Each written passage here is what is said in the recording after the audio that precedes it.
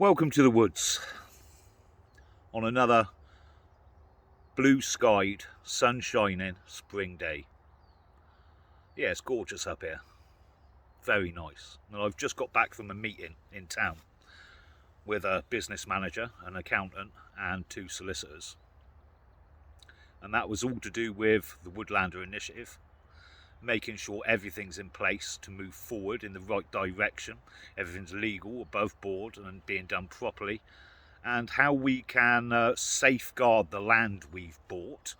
As many of you would have seen, we've just got another plot in the southeast, which is great. We've got a good gang of members down there. I'm sure it'll be well utilised. And we're looking at plots in other areas of the country. It's deeper down in the south and southwest, the southeast, the Midlands, and the north as well. So we will get there. But it's great to see things moving in the right direction, for positive steps being taken, because there's a lot of negativity around. There's a lot of bad news around, which isn't unusual. We're kind of used to that. We're used to being bombarded with anything to keep you worried, to keep you scared. And some of these things have real life impact, which I'm going to get to. And everyone knows some of this. Everyone knows all of this. But it's worth touching on. It's worth bringing all of these things together. So our government here in the UK is a left-wing government. Hardly needs stating. And the government in America would be put forward in the media as a right-wing government. And yet they seem to be headed in the same direction. So massive cuts to spending, and I'm not saying cuts don't need to be made, but here in the UK we've just come out of austerity, where everything was slashed to just about the bare minimum, and yet our Prime Minister came out the other day with another trounce of cuts to services, massive job losses in the industries and departments that work for government. And the reason he can do that is because he's fully on board with the AI program. So lots of these jobs will be replaced with AI, and this is going to leach into the mainstream. This is going to start replacing employment throughout the country. Not only did he make huge cuts in services, but to welfare. And again, I'm not saying that the welfare system doesn't need to radically change. It does. But it seems strange.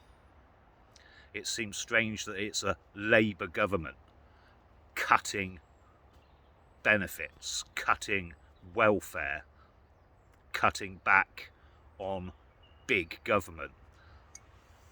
And not just welfare, but the sacred NHS. He's just scrapped the body that ran the NHS England, scrapped it completely with huge job losses.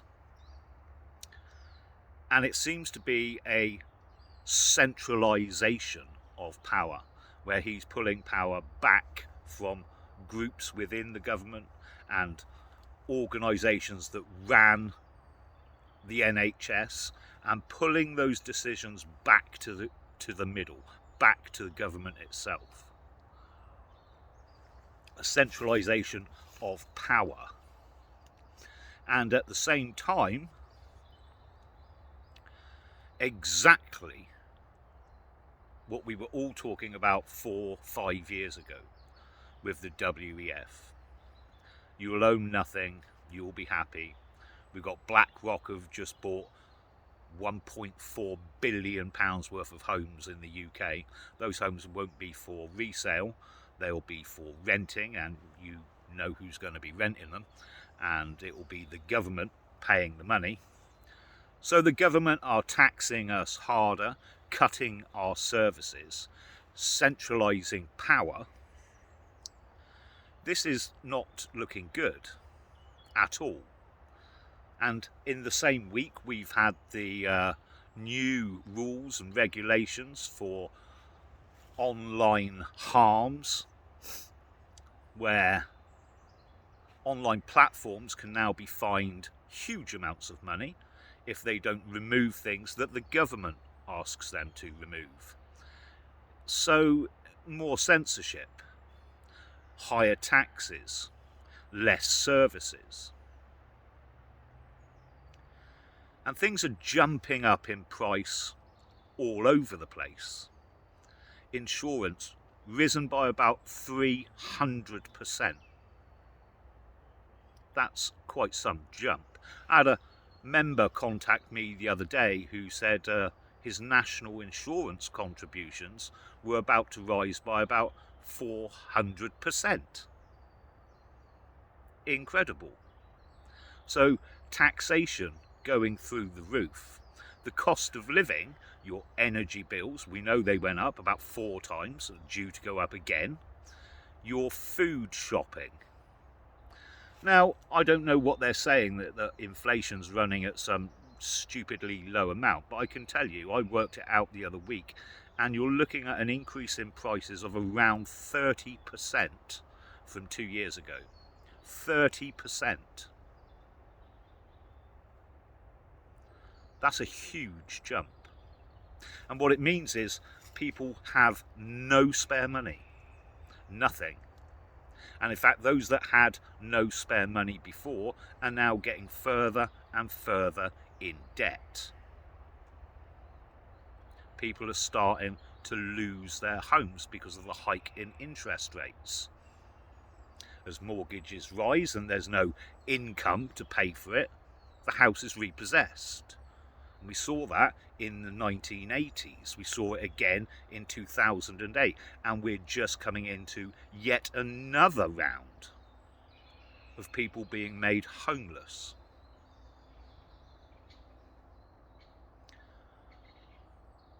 It would seem that they want you poor, dependent on the state. And the evidence for that is that 45% of people in this country are in receipt of benefits, and it's rising. Now, that doesn't mean that there's nearly half the country unemployed. It means that half the country cannot afford to live, and the government know that. So therefore have to fund them. I'm not going to jump into figures between the indigenous population and the new migrant population, because it's easy to find and quite horrifying. In some cases, 80% of some ethnic minority groups don't work. They just claim benefits. 80%.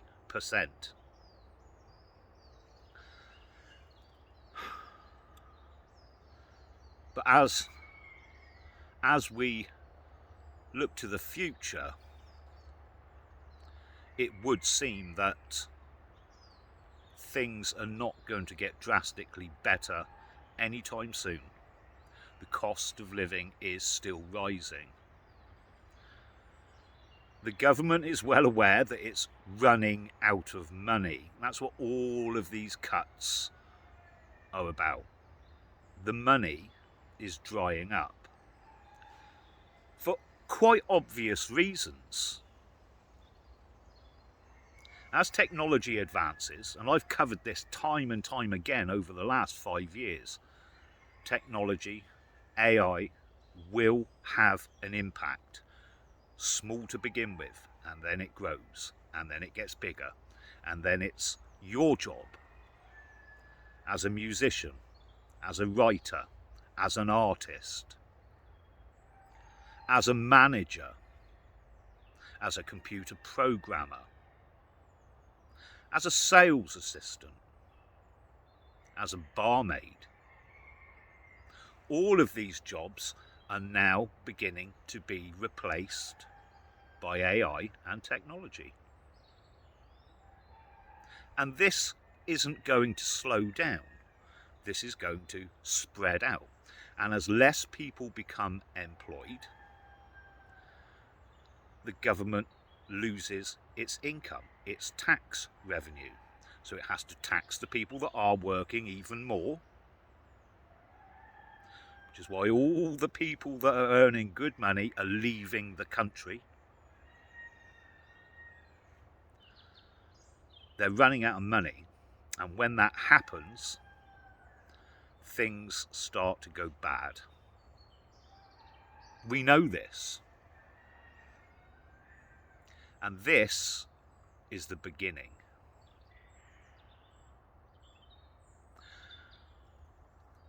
So what do we do about that?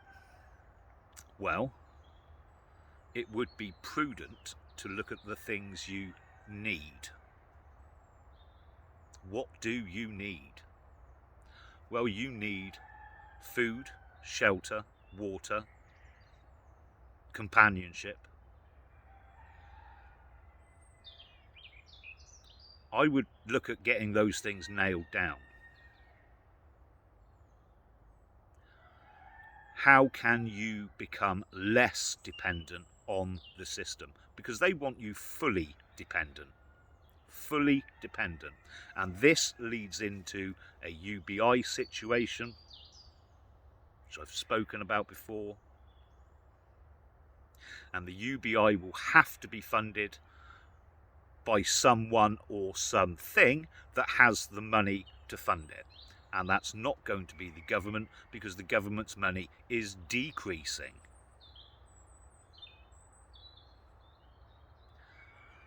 So the only other group left comes from that 5%, that super wealthy, that elite, the multinational corporations, the international financiers.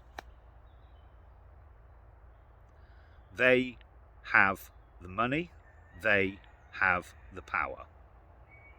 They will fund the UBI with many, many strings. They will allow you enough money to survive as long as you jump through the hoops they provide for you. And if you don't jump through, or not quite high enough, no money. No money, no food. No food, yeah, not good. No money, no rent. No rent, no home. No home, not good. So you need to think before the situation gets to where it's affecting you, where your job's gone and there is no other jobs. Before you have to sign on that dotted line, sell your soul, give up your freedom and your rights in order to receive enough money or funding or coupons or digital currency just to survive, before you have to give up everything, start looking at groups and organisations that are offering you a way out. I hope people are seeing that when I've said for the last 5 years that we're not going to vote our way out of this, that initial excitement about reform is now being replaced with a sense of reality. They were never going to do what needed to be done. And anybody that will do what needs to be done will never get near the levers of power. The system is in place to ensure that doesn't happen. The system is in place to ensure that that 5% and maybe a few others just below with their snout in the trough remain where they are. They don't care about you. They don't care about me. They don't care about the country. To them, it's just an economic zone. And you're just a figure on a spreadsheet. Look to those organisations that are offering solutions, that are offering something you're going to need in the future. Companionship, social activities, land, places to be, food, shelter, a collective, a group, strength in numbers. It's an old saying, it's very true. And I don't mean to just give you bad news.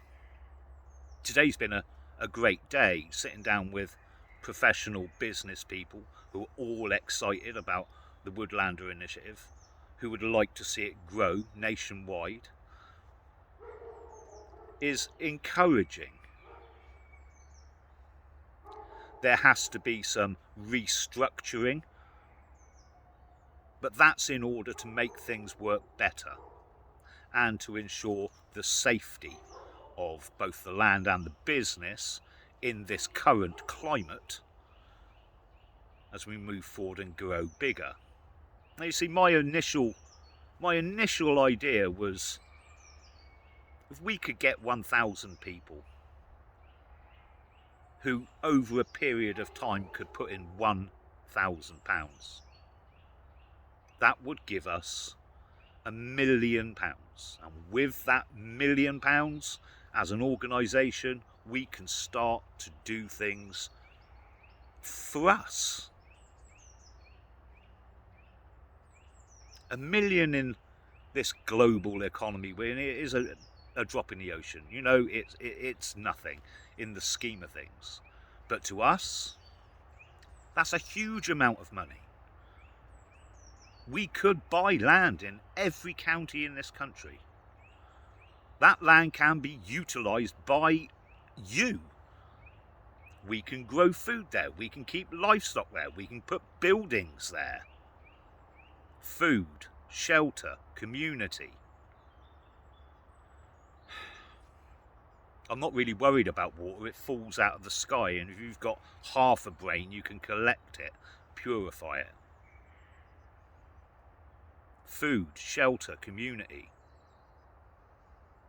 Strength in numbers. 1,000 people. I figured that'd take us 2 to 3 years. We're over 900 members already. Nearly 1,000.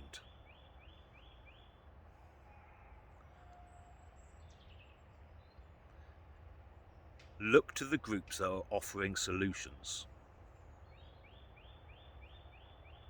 Look at what you're going to need.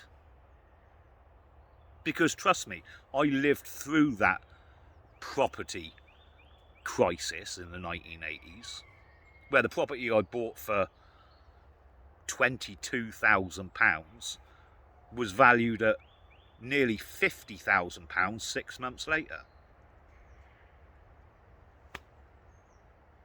And then 6 months after that, it was valued at 19. So you can lose a lot really quickly, and you can find yourself out on the street. And people will hear that and say, well, you know, but that's fine. I'll just go into rented accommodation and you know, the benefits will pay. The benefits are being cut now. The rents are going up now. Do you know, right now, if you're renting a 2-bedroomed house and it's costing you £900 a month, and your local authority says, right, that's cool, we pay £700 a month, where are you going to find the other £200 a month from? You're not working. So that comes out of the meagre amount they allow you to live on. So that means no eating this week. You buy food for the kids because you can't afford to eat. So you're there in the queue at the food bank. That's what they want. That's how they want you. Broke, demoralised, completely dependent on them. And having to do exactly what they say, when they say it, or they'll cut you off.